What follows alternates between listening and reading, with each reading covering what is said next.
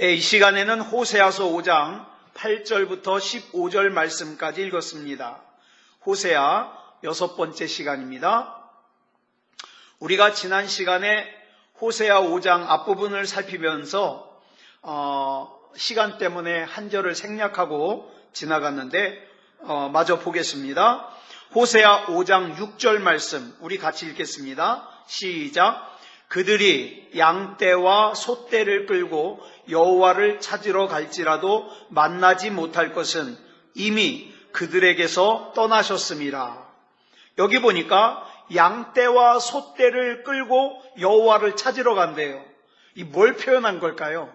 양떼와 소떼를 끌고 제사 드리러 갔다는 거예요. 오늘날로 말하자면 예배 드리러 간 거예요. 예배 드리러 교회에 갔는데 이렇게 제사를 드리러 가도 이렇게 예배를 드리러 가도 하나님께서 만나주시질 않는다는 거예요. 그러니까 예배로 말하면 그야말로 예배 보는 거예요. 예배 드리는 게 아니라 예배를 하나님이 받으셔야 예배를 드리는 게 되죠. 그러니까 예배를 보는 거예요. 그냥 교회 갔다는 거예요. 그런데 여러분, 이게 우리가 받는 형벌 중에 제일 무서운 형벌이에요.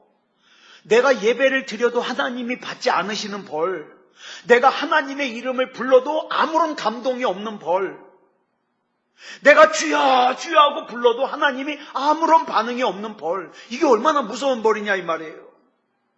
하나님께서 나와의 관계를 끊어버리는 벌. 그런데 더 문제는 하나님께서 나와의 관계를 이렇게 끊으셨다는 걸 깨닫질 못해요. 이게 더 큰 문제예요. 깨닫질 못해요. 그러니까 그런 사람들 어떻게 생각하냐면 내 맘대로 살아도 아무 탈이 없다는 거예요.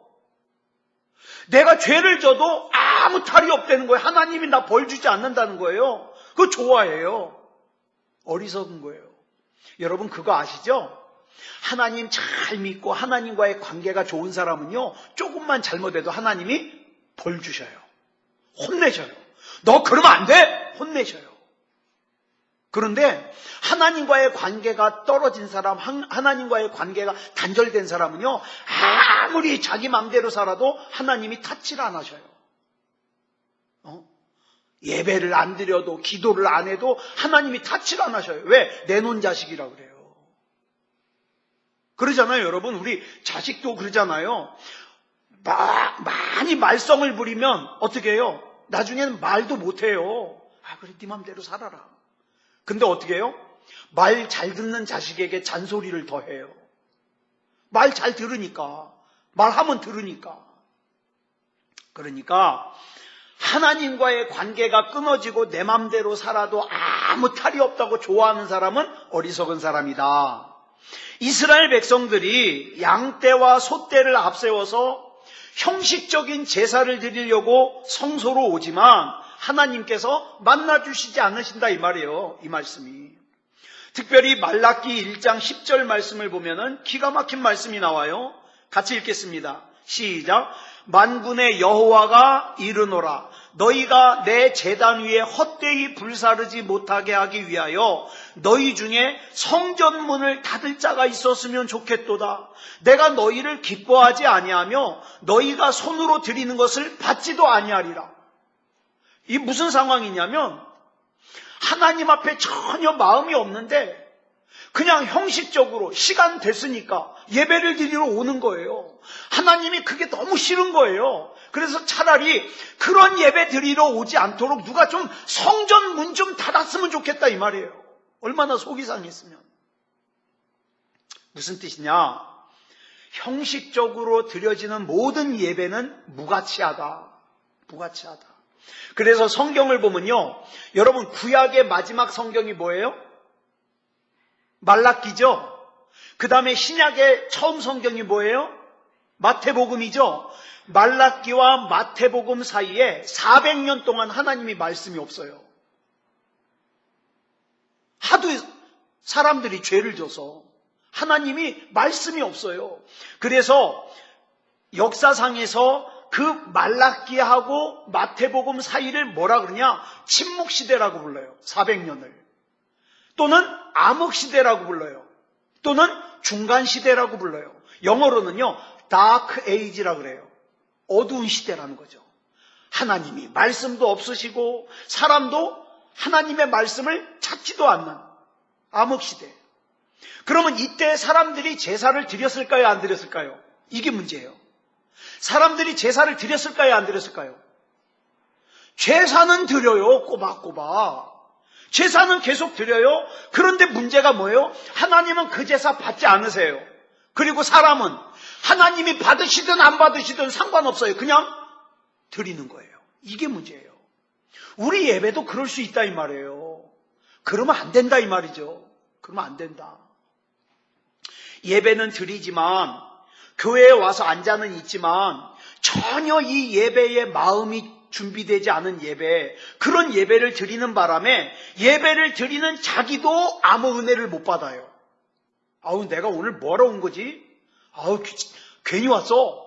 이런 생각이 드는 거예요. 왜? 내 마음이 준비되지 않았으니까, 아무런 은혜를 못 받으니까. 그리고 하나님도 영광을 안 받으셔요. 그 예배를 안 받으셔요. 아, 왜 귀찮게 왔다 갔다 해? 나하고 상관없는 예배인데 하나님도 그렇게 받으셔요. 그런 예배가 있을 수 있다. 그러니까 여러분, 우리가 많이 모여서 예배 드리고, 물론 많이 모여서 예배 드리면 좋죠. 그런데 우리가 비록 적은 수가 모여도 우리는 반드시 어떤 예배를 드리자? 하나님이 받으시는 예배 드리자. 하나님이 귀 털고 들으시는, 저와 여러분이 기도할 때 곽경희 권사님이 뭐라고 기도하시나, 김재영 권사님이 뭐라고 기도하시나, 이순식 집사님이 뭐라고 기도하시나 귀 털고 들으실 수 있는 그런 예배를 우리가 드리자 이 말이에요. 이렇게 예배를, 형식적인 예배를 드리다가 아예 예배를 떠나는 사람들이 있어요. 더 말할 것도 없이 불행한 인생이죠. 출애굽기 32장을 보면 모세가 하나님 앞에 십계명을 받기 위해서 시내산에 올라갔을 때 산 밑에 있던 이스라엘 백성들이 아론을 중심으로 해가지고 금송아지 형상을 만들어 놓고는 하나님이라고 하면서 우상을 숭배하고 있었어요. 그런데 25절을 보니까 이스라엘 백성의 이런 모습을 모세가 뭐라고 표현하고 있냐? 방자하다. 방자하다. 저는 지금 여러분 나눠드리는 대로 지금 성경 읽잖아요. 저도 지금 그 속도 따라서 읽거든요. 제가 쉬운 성경으로 성경을 들으면서 읽어요. 그런데 이 사건 때문에 하나님이요, 아론을 죽이시려고 그래요. 내가 아론을 죽일 거야. 내가 이스라엘 백성 다 죽일 거야. 모세야, 내가 너를 통해서 내가 더 강한 민족을 만들 거야. 다 죽일 거야. 그랬더니 모세가 하나님을 설득하는 그 내용을 제가 조금 전까지 읽다 왔거든요. 근데 쉬운 성경에 보니까 이스라엘 백성의 이 방자하다를 뭐라고 번역했냐? 제멋대로 날뛰다. 이렇게 번역했어요. 똑같은 말씀이에요, 여기를. 그래서 방자하게 행하는 걸 뭐라고 한다? 제멋대로 날뛴다. 그런데 이렇게 제멋대로 날뛰게 되면 그 결과가 뭐로 맺어지느냐? 원수들에게 조롱거리가 되고 웃음거리가 돼요. 우리 역시도 지금 당장 하나님의 도우심을 필요로 하지 않는다고, 나 지금 아쉬울 거 없어. 지금 당장 나 지금 당장 급하게 하나님 앞에 기도할 것도 없고 당장 아쉬울 것이 없어. 그렇다고 해서 하나님 앞에서 방자하게 제멋대로 행하면 하나님과 진정한 교제가 없는 그런 형식적인 예배를 드리면 반드시 우리가 기억해야 돼요. 원수들의 조롱거리가 되는 날이 옵니다. 그러면 안 되잖아요. 예, 그러면 안 되잖아요. 이렇게 하나님과 단절된 시간이 400년이에요. 말라기에서 마태복음까지 400년. 그 400년을 지내다가 드디어 광야에 외치는 소리인 세례 요한이 등장을 합니다. 이 침묵기가 400년이 끝나고 처음으로 복음을 전하는 사람이 누구냐? 세례 요한이에요. 세례 요한. 하나님의 말씀이 다시 시작되는 거예요. 그러므로 우리가 살면서 제일 무서운 건요, 여러분 뭐가 제일 무서운지 아세요? 저와 여러분이 성경 말씀 읽는데 아무 감동이 없는 게 제일 무서운 거예요. 저와 여러분이 하나님을 부르면서 기도하는데 아무런 반응이 없는 게 제일 무서운 거예요. 이거 무서워해야 돼요. 응? 하나님께서 나를 만나주시지 않는 게 제일 무서운 거예요. 그래서 내 생활 따로 신앙생활 따로 사는 것이 제일 무섭다 이 말이에요. 그런데 그거보다 더 무서운 게 있어요. 뭐냐? 하나님의 기억 속에서 아예 나를 잊어버리는 거예요. 이창원이 누구야? 무서운 거예요. 차라리 나를 기억하고 내가 죄를 짓고 잘못하면 내가 조롱거리가 되게 하고 나를 벌 주시면 그래도 그게 좀 나은 거예요. 왜? 하나님이 날 기억하시니까, 나를 바른 길로 끌고 가시려고 하니까. 근데 나를 잊어버리는 게 제일 무서운 거예요. 그러므로 우리에게 있어서 가장 중요한 것은 무슨 한순간의 대단한 헌신보다도 매일매일의 삶 가운데, 매일매일의 삶 가운데 하나님과 나만 알고 있는 사랑과 추억과 그걸 갖다가 만들어가는 거예요. 그게 중요해요. 여러분, 바쁘다고 핑계대면 안 돼요. 난 바빠서 하나님과 교제할 시간 없어. 그러면 불쌍한 사람 돼요. 오늘 하루 동안만에 하나님과 나와의 추억이 있어야 돼요. 기억이 있어야 돼요.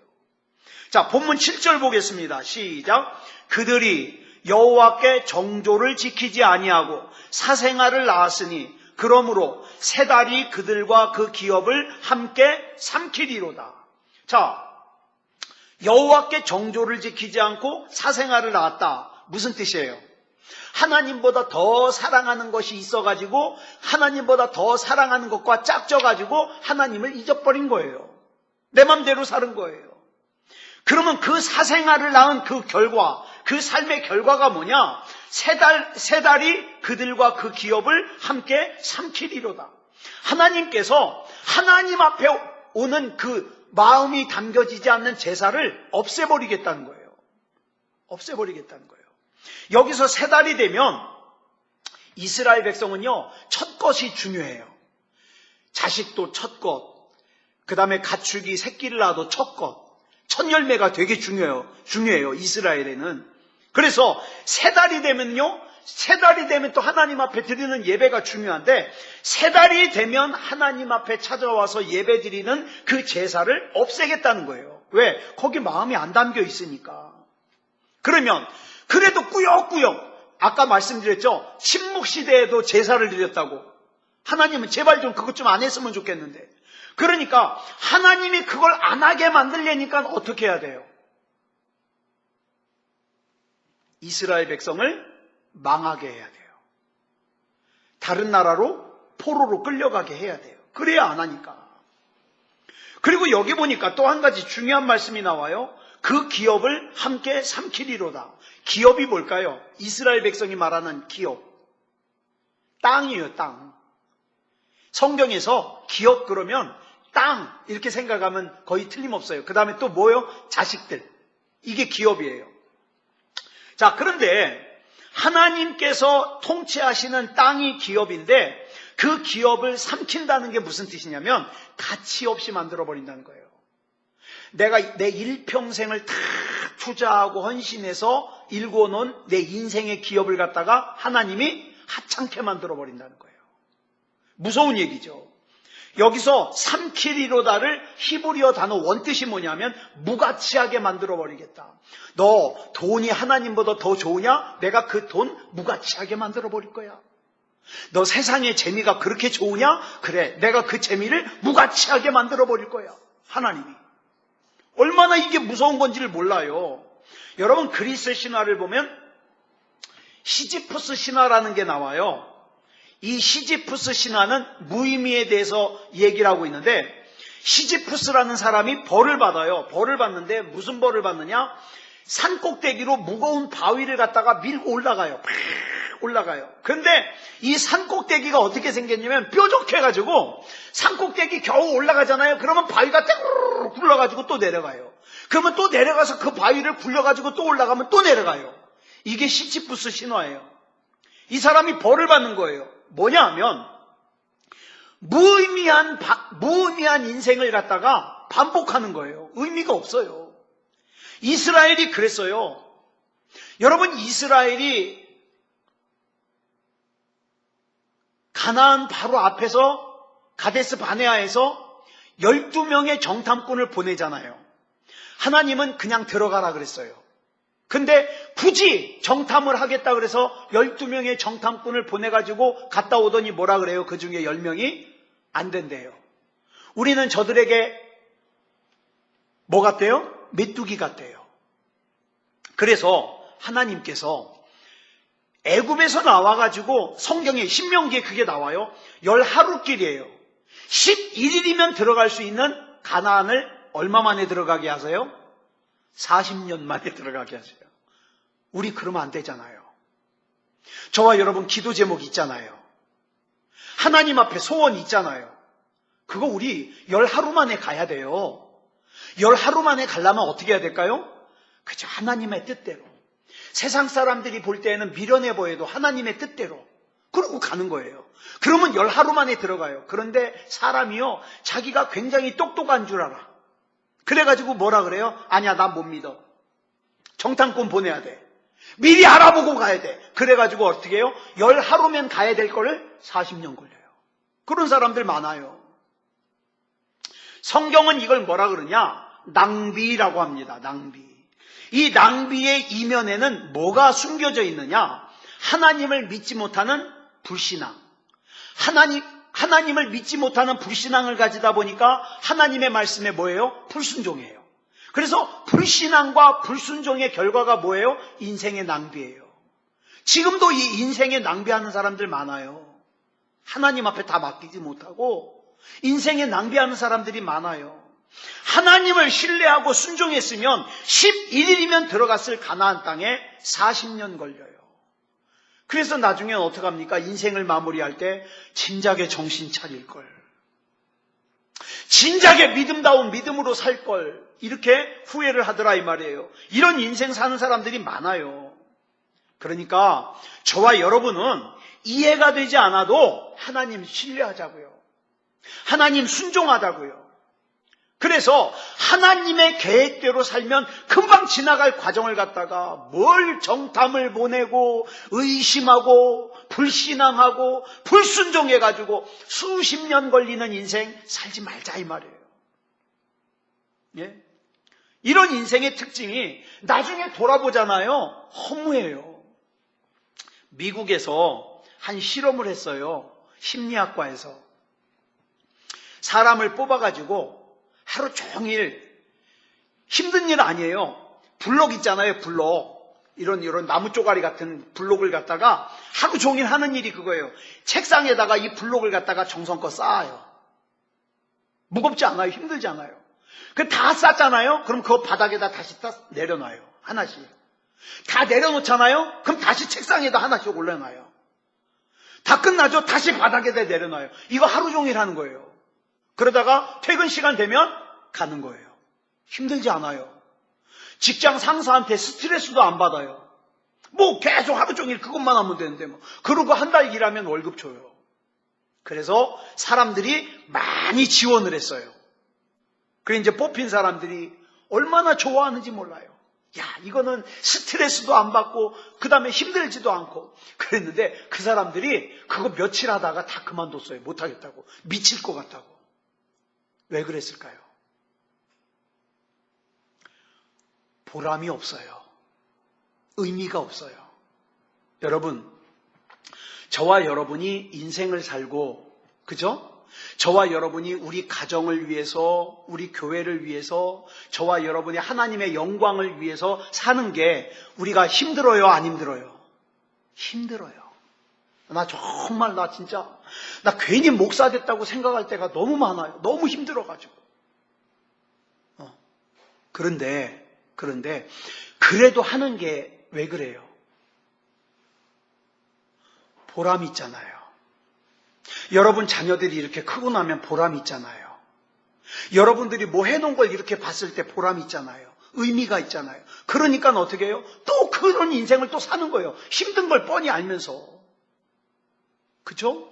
보람이 있으니까. 근데 이 사람들은 보람이 없어요. 가치가 없어요. 힘은 안 든데 스트레스 주는 사람은 없는데 보람이 없어요. 그러니까 미칠 것 같은 거예요. 내 인생이 무의미해가지고. 그래서 며칠 하다가 다 그만뒀다는 거예요. 그런데 하나님께서 이스라엘 백성들이 가치가 있다고 소중하게 쌓아놓은 것들을 뭐 어떻게 하겠다고요? 가치 없게 만들어 버리겠다는 거예요. 우리 하나님께서는 하나님의 품을 떠나서 자기 인생을 자기가 책임질 수 있다고 큰소리 뻥뻥 치는 사람들의 인생을 어떻게 만들어 버리겠다? 무가치하게 만들어 버리겠다. 이것은 하나님께서 그렇게 만드시는 게 아니라 그냥 하나님을 떠나면 그 인생은 무가치하게 되는 거예요. 하나님이 그렇게 만드는 게 아니라. 여러분, 우리가 새소리를 들으려면, 이건 좀 철학적인 얘기인데, 새소리를 들으려면 어떻게 해야 되느냐? 일단 새가 와서 앉을 수 있는 나무를 심어야 돼요. 그래야 새소리를 들을 수 있어요. 그러니까 새소리를 들을 수 있는 여건을 만들으라는 거죠. 우리가 예수님을 믿는다고 할 때 우리의 뭘로 예수님을 믿어요? 요즘에 복음을 말씀드리면서 굉장히 제가 지금 중요한 말씀을 드리거든요. 여러분, 내가 믿는다, 하나님을 믿는다 그럴 때 뭘 믿는 거예요? 하나님 살아계신 거 믿는 거예요? 예수님이 이 세상에 오셨다가 십자가 지셨다는 거, 그 사실을 내가 믿는 거예요? 아니요, 그거는 야고보서에 나오잖아요. 그럼 귀신도 알아요. 귀신도 하나님 살아계신 거 알고 뭐라 그랬어요? 무서워 떤다 그랬어요. 근데 성경 어디에서도 귀신이 믿음이 참 좋아, 그게 안 나와요. 그게 믿음이 아니에요. 믿음은 뭐다? 하나님께서 나에게 약속하신 것을 내가 확신하는 거다. 이게 믿음이에요. 그러면 그 확신한 것을 뭘로 나타내요? 내 몸으로 나타내요. 그래서 여러분, 로마서 12장 1절을 보면 뭐라고 말씀하고 있어요? 같이 읽어볼까요? 시작. 그러므로 형제들아, 내가 하나님의 모든 자비하심으로 너희를 권하노니 너희 몸을 하나님이 기뻐하시는 거룩한 산제물로 드리라. 이는 너희가 드릴 영적 예배니라. 영적 예배가 뭐라 그랬어요? 우리 몸을 거룩한 산제물로 드리는 거. 우리 몸을 거룩한 산제물로 드리는 게 뭘까요? 내 몸으로 하는 행동이 산제물이 돼야 돼요. 내 입으로 하는 말이 산제물이 돼야 돼요. 내 생각이 산제물이 돼야 돼요. 이게 예배예요. 이게 예배예요. 많은 사람들이 착각하는 게 있어요. 뭐냐면 마음만 있으면 되지 뭐. 뭐 꼭 가서 예배 드려야 돼? 마음만 있으면 되지 뭐. 내가 생각으로만 하나님 믿으면 되지 뭐. 아니요, 성경은 그렇게 얘기하지 않아요. 너 믿음이 있냐? 그러면 네 몸으로 산제사를 드려라. 그게 영적 예배다. 이렇게 말씀하고 있어요. 난 마음으로만 있으면 되지 뭐. 나 생각만 있으면 되지 뭐. 그건 예배 아니다 이 말이에요. 예배 아니다. 우리는 얼마든지 관념적으로 생각으로만 신앙을 이해할 수 있어요. 어떤 사람들은 그래요. 말은 안 하지만 그렇게 생각해요. 내가 여의도 순복음교회, 우리나라에서 제일 큰 교회 다니니까 나는 믿음이 굉장히 클 거야. 그리고 나는 교회를 오래 다녔으니까 나는 굉장히 믿음이 클 거야. 믿음 호봉이 높을 거야. 또 내가 직분이 높으니까 나는 막 집사, 그 다음에 권사, 장로, 목사니까, 내 직분이 목사니까 내 믿음도 그 직분의 분량만큼 클 거야. 이런 착각을 한다 이 말이에요. 이건 착각이에요, 착각. 제가 실제로 들었던 말이에요. 어떤 분이 저한테 그러더라고요. 저한테 어떤 여자분이에요. 자기는 무슨 교회를 다닌대. 그 교회가 다름 아니야. 저기 연세교회인가? 윤석전 목사님 교회. 자기 그 교회 다닌대요. 그러면서 그런 교회를 다녀야 된대. 그래서 제가 물어봤어요. 왜요? 그랬더니 그래야 믿음이 크대. 그런 큰 교회를 나가야 믿음이 크대요. 그래서 제가 물어봤어요. 저 목사인 거 모르고 저 전도하다가 꼭 그렇게 큰 교회만 가야 믿음이 커집니까? 그랬더니 이분이 대답을 뭐라 그러냐? 교회라고 다 같은 교회입니까? 대학교도 서울대학교가 있고 이름도 잘 모르는 대학교도 있는데 유명한 교회를 가야지요.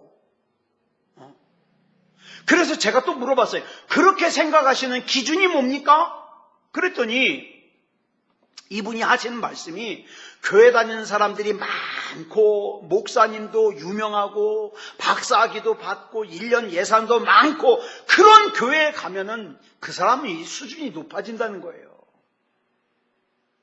그 제가 마지막으로 이렇게 얘기했어요. 그 성경 어디에 나오는지 좀 찾아봐 주세요. 그랬더니 멀쑥하니 가더라고요. 그 성경에 안 나와요. 성경 어디에도 교회를 그런 기준과 그런 잣대로 판단하라는 내용이 나오질 않아요. 이런 생각 가지고 있으면 큰일이라고요. 교회는 10명이 모이든 100명이 모이든 1000명이 모이든 10,000명이 모이든 예수님의 피로 값주고 세워주신 귀한 교회예요. 그래서 작은 교회지만 큰 일을 하는 교회가 있고 큰 교회지만 오히려 문제 일으키는 교회가 있어요. 교회 수준은요, 거기 모이는 사람들의 수나 또는 예산, 물질의 양이 아니라 그 교회의 성도 한 사람 한 사람이 진짜 그리스도인으로서 예수님의 온전한 제자가 되어 있느냐, 이게 중요한 거예요.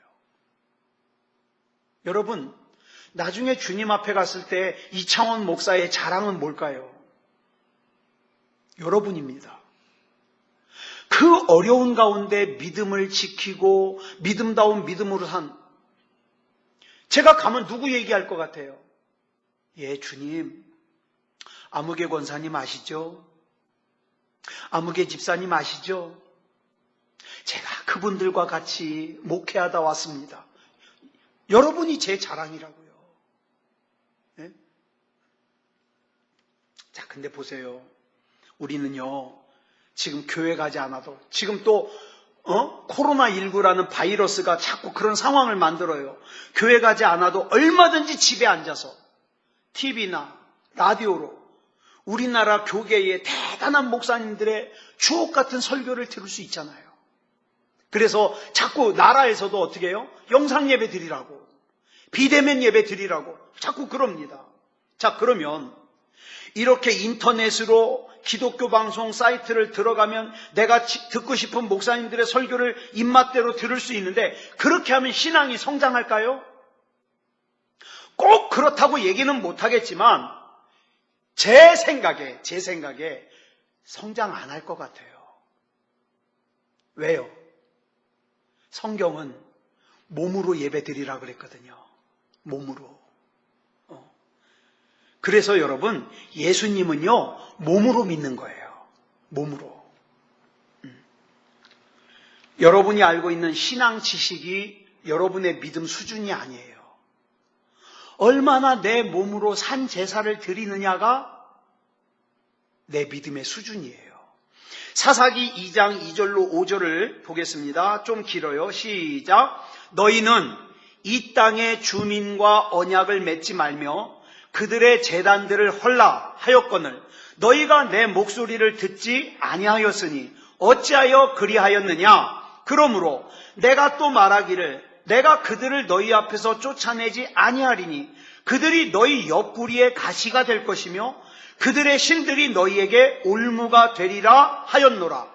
여호와의 사자가 이스라엘 모든 자손에게 이 말씀을 이르매 백성이 소리를 높여 운지라. 그러므로 그곳을 이름하여 복임이라 하고 그들이 거기서 여호와께 제사를 드렸더라. 여기 보니까 복임이라는 말이 나와요. 복임. 그리고 여러분 가지고 있는 성경에 보면은 복임 옆에 1이라고 써 있고 관주 성경 밑에 보면은 복임 1이라 그러는 거 뭐라고 돼 있냐? 우는 자들 이렇게 돼 있어요. 우는 자들. 이 복임이라는 단어의 뜻이 뭐냐면 우는 자들이란 뜻이에요. 우는 자들. 자, 여러분 보세요. 얼핏 보면 울고 회개하고 예배까지 드리니까 참 믿음이 좋은 것 같아요. 다 됐잖아요. 울고 회개하고 예배까지 드렸으니까. 그래서 그곳 이름을 복임이라 그랬어요. 우는 자들. 근데 여기 중요한 게 있어요. 그러고 끝났어요. 울고만 끝났어요. 여러분, 우리 그리스도인 중에 이런 삶을 반복하는 사람들이 너무 많아요. 세상에 나가면 죄를 져요.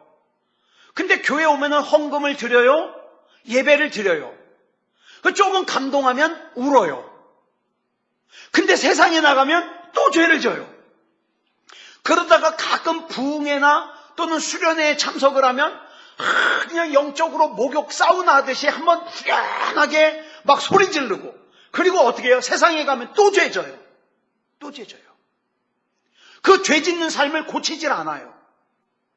그 대표적인 사건이 오늘 같이 읽은 이 복임 사건이에요. 사람들이 하나님 앞에 야단을 맞아요.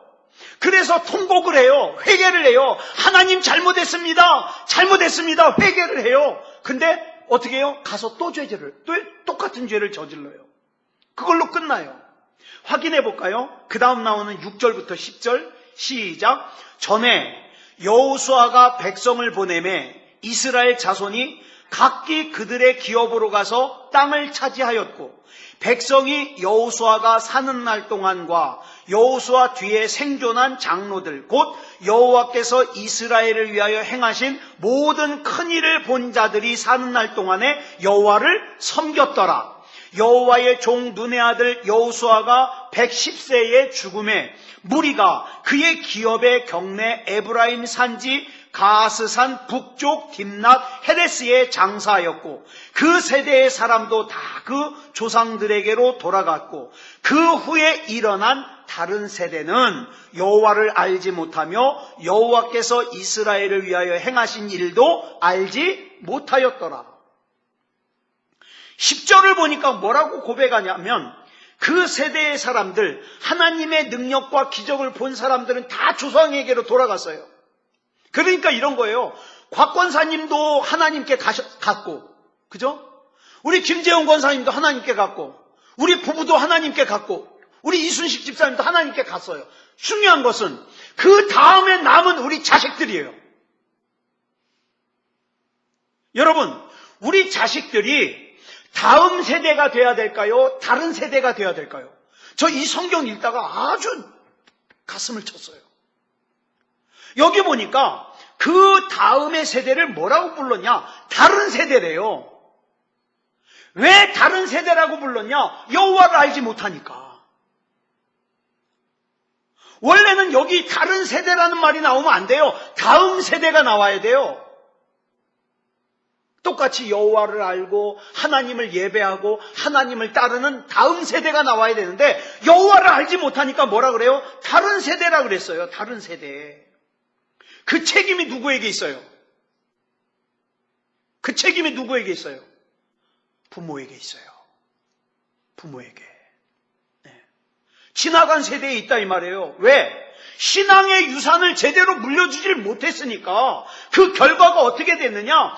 자기의 자녀들을 갖다가 다른 세대가 되게 만들어버렸고 그래서 그 결과가 뭐예요? 사사시대를 열어버렸어요. 사사시대를. 자기 소견에 옳은 대로 사는 사사시대가 돼버렸어요. 여러분, 신앙이라는 것이요. 성경 지식만 물려준다고 되는 게 아니라 우리 중요한 숙제가 있어요. 부모님 세대는요, 몸으로 신앙의 삶을 살아야 돼요. 그리고 내 몸으로 믿음의 삶을 사는 것을 내 자식들이 봐야 돼요. 왜 예배가 중요한지, 왜 우리 아버지, 우리 어머니가 이렇게 예배에 목숨을 거는지, 왜 우리 아버지, 어머님이 이렇게 하나님의 이름을 목에 쉬도록 부르는지, 내 자식이 그걸 봐야 돼요. 내 삶을, 내 몸으로 하는 거를. 왜 기도가 중요한지. 그런데 여러분 보세요. 부모가 자식에게 공부하라 그러는데 자기는 누워가지고 이렇게 TV 보면서 야, 너 가서 공부해. 엄마는, 아빠는 야, 내가 무슨 공부냐, 빨리 가서 공부해. 그러면 그 애가 가서 할까요? 안 하죠. 예? 애가 책을 보게 하려면 어떻게 합니까? 부모가 먼저 책을 펴고 읽어야 돼요. 그러면 애가 따라하게 돼 있어요. 부모가 먼저 몸으로 믿음의 삶을 살면 그 자식은 절대 엇나가지 않습니다. 엇나가지 않아요. 네. 다시 호세아 본문으로 돌아가겠습니다. 본문 8절 보겠습니다. 시작. 너희가 기브아에서 뿔나파를 불며 라마에서 나파를 불며 베다웬에서 외치기를 베냐민아 내 뒤를 쫓는다 할지어다. 여기 기브아와 라마라는 곳은 지도를 펴놓고 보면은 북이스라엘과 남유다로 나뉘어져 있는 경계예요. 경계. 북이스라엘, 우리로 말하면 휴전선. 그 다음에 이 지대가 높아요. 그 다음에 라마에서는 뭘 부르라 그랬냐? 나팔을 부르라 그랬어요. 자, 기브아에서는 뿔나팔을 부르라 그랬어요. 이 뿔나팔과 그냥 나팔은 용도가 달라요. 뿔나팔은요, 경고할 때 쓰는 말이에요. 곧 쳐들어갈 테니까 준비해라! 이 뿔나팔이에요. 그냥 나팔은 군대를 움직이는 거예요. 실제로 전진! 공격! 이거 그냥 나팔이에요.